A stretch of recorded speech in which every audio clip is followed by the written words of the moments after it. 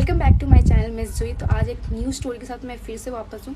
Hall story मैं बता रही हूँ, रियल घटना पे आधारित है। तो फर्स्ट इंट्रोड्यूस करवा देती हूँ, ये मेरी फ्रेंड है, मतलब फ्रेंड कह लो या फिर बहन कह लो। बहुत ज़्यादा हम लोग में मतलब इतनी अच्छी बॉन्डिंग है जो एक अपनी बहन में भी नहीं हो सकती। तो ये मेरी फ्रेंड निक्की है। तो आप सभी को पहले फर्स्ट तो हम लोग राधे राधे करते हैं। राधे राधे। मेरी ये स्टोरी निक्की आपको बताएगी और मैं भी बताऊँगी, क्योंकि हम दोनों के साथ ये स्टोरी घटित हुई है। मतलब बहुत ज़्यादा ही हॉरर है।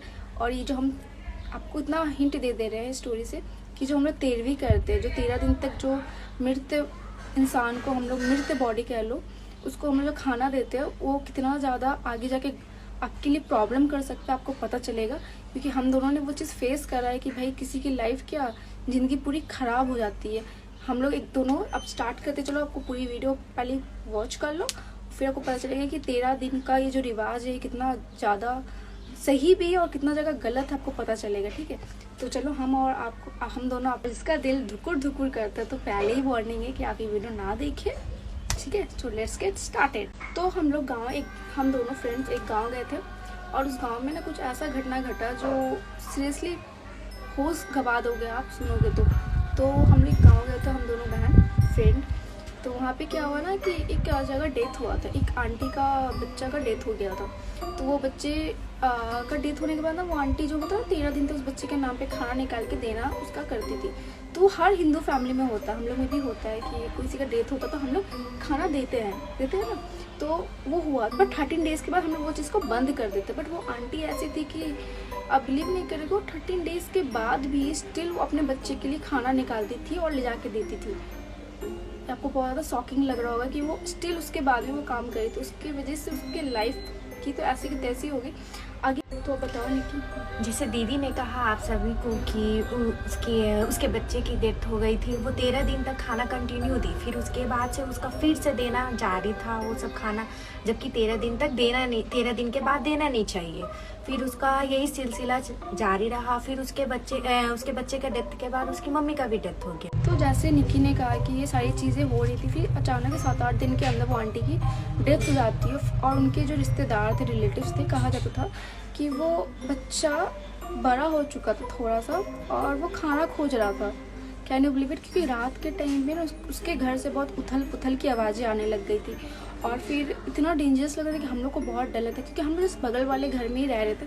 और इतना डरावना लगता था कि रात को हम लोग को नींद नहीं आती, क्योंकि ना एकदम अजीब अजीब सी आवाज़ें आती थी। और जैसे उसके घर के रिलेटिव्स कहते थे कि वो बच्चा दिखाई दे रहा है उनके चाची वाची को, और कुछ अजीब सी, क्योंकि ये चीज़ बहुत गलत है कि वो 13 डेज तक का रिवाज है, आप उस चीज़ को आगे लेके जा रहे हो, खाना दे रहे हो उस बच्चे को, उस चीज़ का आदत सा हो गया। कहते हैं ना कि आत्मा भी, हमारे अंदर जो आत्मा है वो उसमें जान होती है, जान मतलब सब कुछ है भाई, वो आत्मा वजह से हमारा बॉडी चल रहा है। तो उसको ना वो आदत हो गया। कहते हैं ना कि किसी का लगाव उतना नहीं करता, 13 दिन तक वो चीज़ हमारे साथ रहती है, कोई भी नेगेटिव एनर्जी हमारे साथ रहती है। और वो 13 डेज के बाद आप उसको एडिक्ट कर रहे हो, कुछ इसका खाना दे रहे हो, उसके बाद भी दे रहे हो, क्योंकि 13 डेज तक हमारे अंदर जो हमारे पंडित जी कर रहे हैं वो कह रहे हैं। तो ये चीज़ बहुत ज़्यादा डिफिकल्ट था। फिर कुछ टाइम के बाद ना आप बिलीव नहीं करोगे उसके बाद क्या हुआ कि वहाँ पे अचानक से रात को उथल पुथल की आवाज़ें आने लगी, चाची वाची बहुत डरने लग गई।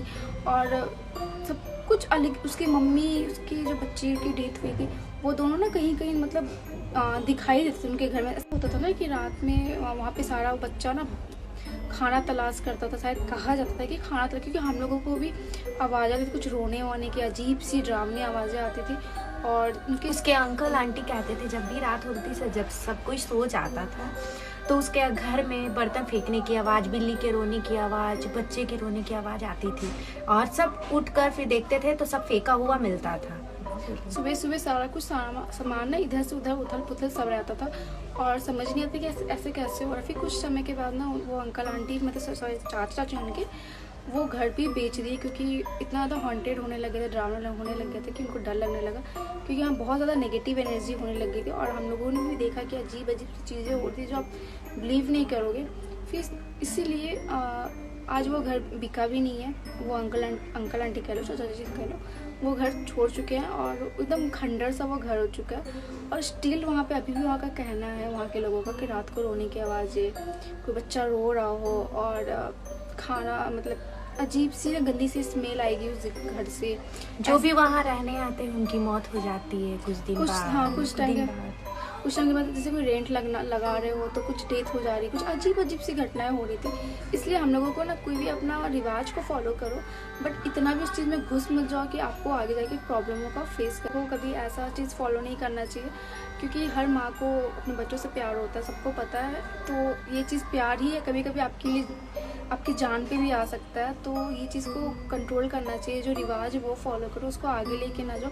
वो बच्चा सिर्फ खाना तराशने की वजह से हम लोगों को लगता है कि उस गांव का भी क्या है ना कि उसकी मम्मी का भी डेथ इसकी वजह से, क्योंकि उस बच्चे को खाना जिस दिन नहीं मिलता था उस दिन उसकी मम्मी की तबीयत थोड़ी ज़्यादा ख़राब रहने से लगी थी शायद, जितना हम लोगों ने सुना है, और बहुत ज़्यादा ही नेगेटिव होने लगा। इसलिए मेरा यही कहना है कि ये रिवाज फॉलो करो जो पंडित कह रहे हैं आपको 13 डेज तक का, बट इससे ज़्यादा इसे आगे लेके ना जाओ जो आपकी जान पे आ जाओ और अच्छा खासा फैमिली बर्बाद हो जाए। क्योंकि ये दुख सबके साथ होता है, बट आप उस चीज़ को आगे लेके जाओगे तो आपको उससे बड़ा दुख मिल सकता है, प्रॉब्लम मिल सकता है। इनफैक्ट आज वो बच्चा भटक रहा है, आत्मा उसकी भटक रही है वो सिर्फ एक खाने की वजह से।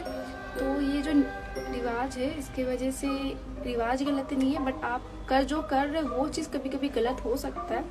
तो hope you I wish you like this video. और ऐसी हॉरर स्टोरी आपको और देखनी है तो कमेंट करो, मैं अपना इंस्टा ID मेंशन कर दूँगी। कोई आपके साथ भी ऐसे कोई घटना हुआ है तो आप स्टोरी शेयर करो, तो हम लोग अपना चैनल पे ये स्टोरी ज़रूर डालेंगे। तो सब्सक्राइब करो, लाइक करो और शेयर करो।